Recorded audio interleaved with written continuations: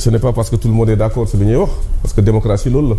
Ça commence par la tolérance. Mais wax loo xam ni au moins doo ci ñaaw et puis voilà donc vraiment un très grand plaisir. De revenir au Sénégal di waxtaan ak sénégalais yi. Absolument maa ngi daan waxtaan ak ñoom à distance sur certaines choses. mais je pense que jàkkaarloog journaliste. mu lay dugal fii lay génne fii la wax loo si loo xam ni day yóbbu réew mi ci kanam man loolu moo ma intéressé. Absolument merci beaucoup en tout cas ci sa disponibilité xam nga nag juróomi weer a ngi nii yaa ngi biti réew lu bëri ci actualité xew na fi sa ginnaaw et mënuñu la am ngay juriste di avocat itam te mënuñu tàmbali sur les dossiers judiciaires ba ngay dem déjà ca njëlbeen nekkoon nga fi avocat Abdou Nguer ba sax gunge ko ci yeneen ci ay convocation aujourd'hui avec du recul naka nga jàngatee évolution dossier ba tey la ñu jot notification ne dina taxaw le 6 novembre Abdou Nguer. Oui le cas de Abdou Nguer dafa nekk symbole pour que li ñuy wax démocratie ñu mën ko sentir c'est pas ci wax ju bëri ji jaru ko jëf ju bëri ji moo am solo dañu doon xeex pour une rupture pour que li fi xewoon bañ fi xew kumba am ndey kumba amul ndey loolu dañ fi mais le cas de Abdou Nguer c'est un cas boo xam ne dafa montré sénégalais ak monde bi yëpp que loolu dañu ko fi parce que mënuñu jël Abdou Nguer mettre ko en examen di ko yóbbu instruction la ñuy wër loo xam ne def na fàng moo waxul def na lu muy def infraction la du infraction ñu ñëw jàkkaarloog la justice amuñu preuve wante ne moo def parce que boobu mu jàkkaarloog justice vous vous souvenez dafa moom mooy boobu dama ko njëkk gunge nag sûreté urbaine ñu toog toute la journée 9h à 17h amuñu li ñu ko téye ñu ni bàyyi ko mu ñibbi boobu ñu teg ko à terre mais ñu ngi koy wër parce qu'il fallait que ñu commande politique la woon quoi et après de quelque temps après ñu gis ni ñu convoqué ko di ko wax ni dafa def benn poste suite au rappel à Dieu du président du conseil constitutionnel Adjo Camara. Oui. Est-ce que le fait de dire je demande l'autopsie mooy lan waxu ko de mais le fait de le dire moi je veux la transparence je veux la vérité depuis quand réew mi wax ni dama bëgg lu leer c'est devenu une infraction ciblewul kenn te waxu ko ki ko wax jëli nañ ko rapidement teg ko mu ni moom moo ko def mais il a un compte similaire à parce que dafa sopp trop Abdou mais loolu bàyyi nit ki la tout de suite mais da nga fay denc di wuti yeneen c'est ça qui n'est pas du droit ce n'est pas de la justice kaaw Abdou Nguer ay diffusion de fausses nouvelles mais am na ñoo xam téye nañu fi pour diffusion de fausses nouvelles jaarale leen en comparution immédiate infraction flagrante égale comparution immédiate loo xam dafa laaj gestuwaat enquête approfondie par le juge d'instruction loolu dañuy ubbi instruction mais pourtant il y a un chroniqueur là Niang je pense il est enseignant là mais taf ñu génne ko parce qu'il est proche d'eux mais boo fekk ne yaa ngi teg doo c'est parce que Abdou Nguer dafa leen jaaxaloon c'est quelqu'un koo xam ne en communication il arrivait di def loo xam ni di dugal ci bopp waa kaw geeg Sénégal ak fépp des choses yoo xam ni ça les gênait et pourtant il n'a diffamé personne lu mu doon wax moo am teg ko mu leer et donc je pense que le côté boobu c'est un problème qui est là et je pense aussi. Le 6 novembre ñu jàpp procès est-ce que yéexul. loolu la ñuy ñaan parce que xam nga ni en matière de procès procureur moom mooy saisir tribunal pour ñu audience bi. oui procureur fu mu bokk. pour ñu fixer date bi oui. ku mu dépendre exécutif. C'est une commande de vouloir l'arrêter. Badara Gadiaga au passage je me suis insurgé mënoo toog ci émission un représentant du parti au pouvoir la personne de Amadou Ba wax lu muy wax Badara Gadiaga prend jël la balle au rebond nee leen nu mu taal ko client ak prostituée ñu ni ko donc yow da ngay dem tëddi kii indi moo yooyu ci biir émission bi il est libre parce que ci ñoom la bokk c'est du n'importe quoi franchement bu fekkoon lii moo fi amoon avant ce pouvoir là di teg je pense que ñu bëri ñu ngi ils étaient en prison parce que lu ñu fi waxul amul lu ñu fi tuumaalul gor yi amul saag nañu fi ay sëriñ def fi n'importe quoi et pourtant le président de la République bi fi nekkoon Macky Sall a eu un peu de retenue quand même sur certaines choses je demande à ce que ñu dellu soit sur terre xam ni démocratie c'est de la tolérance Bachir Fofana a été mis en prison pour avoir donné une information mais ñi ngay woote transparence mais wanal ñi bañ a gars yi dem di gëstu fekkee amul la ñu liy nëbb pour diffusion de fausses nouvelles te ba léegi amuñu la bonne nouvelle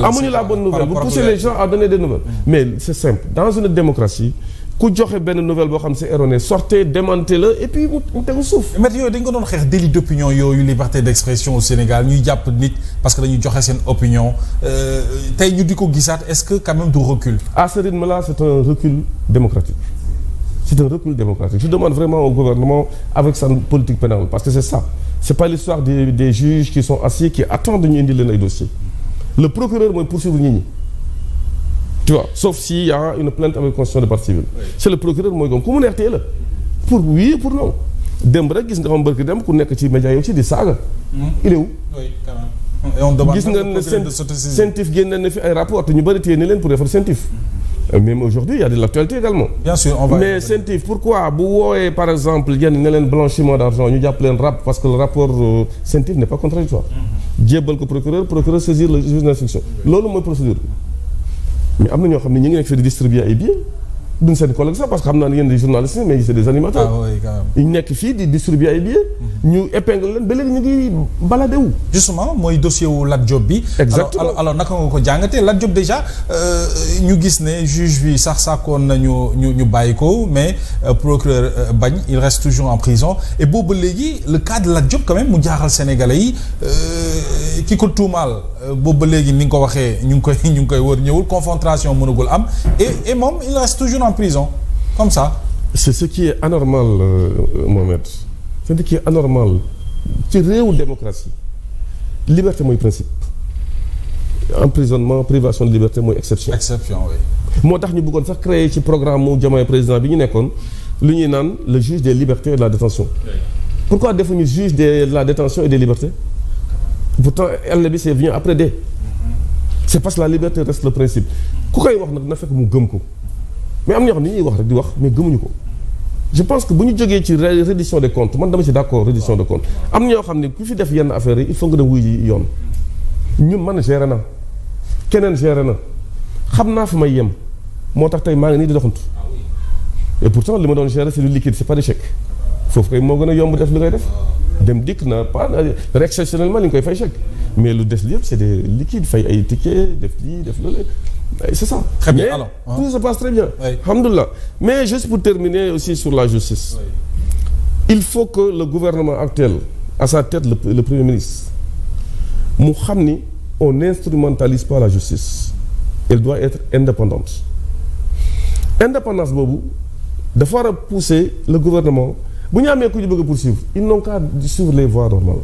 Mais mënuñu génn sur la place publique di naan la justice mënul nekk am si indépendance dégg nga ko fi le discours des Agnam dégg nga koon. Oui. Ce discours-là a complètement terni li ñu doon xaar ci reddition de comptes. C'est ça. Commande lay rôle kii c'est la dernière fois muy def politique wala muy baladew ici dans ce pays bu ñu ci paree dañ ko téye après ça s'est suivi.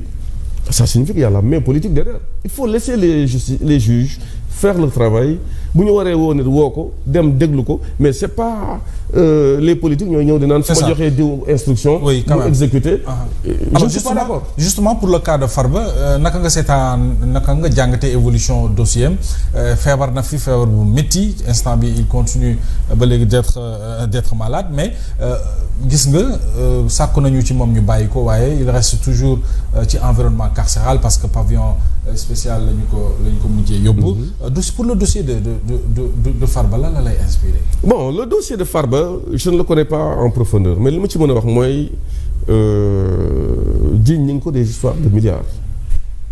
C'est quelqu'un très proche du président de la République et sortant